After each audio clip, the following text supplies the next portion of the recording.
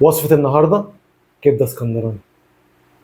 تعالوا مع بعض نعمل كبدة اسكندراني بالطريقة الصحيحة من غير أي افتكاسات. خلي الطعم يحكي القصة. هنبدأ معانا بأربع فصوص أو خمس فصوص توم.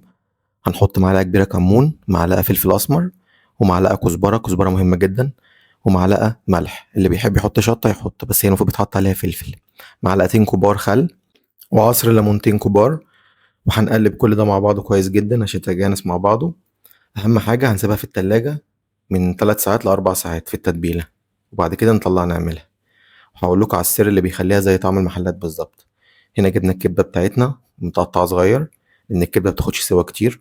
هي 10 دقايق على النار بتكون استوت. هنحط نص الخلطة اللي احنا عملناها ونقلبها كويس جدا في الكبدة، بحيث إن هي تشرب كل من بعض. ونغطيها كويس قبل ما نحطها في التلاجة. ومننساش نسيبها مدة عشان تشرب من بعض التتبيلة، تشرب من الكبدة ويبقى طعمها حلو جدا.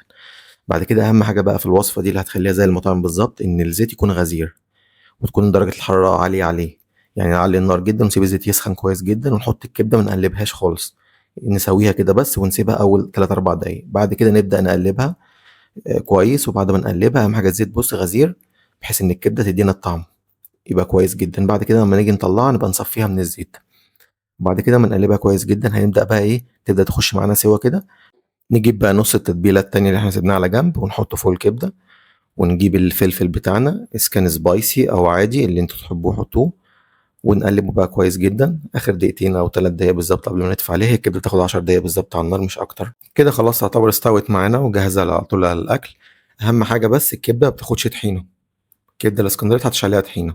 الكبده الاسكندريه بتاكل معاها شيبسي ونشرب معاها بيبسي. دي الكبده الاسكندراني الاصليه. يا رب الوصفه تكون عجبتكم، وجربوها بالطريقه دي وقولي ايه رايكم. واشتركوا في القناه واعملوا لايك وكومنت.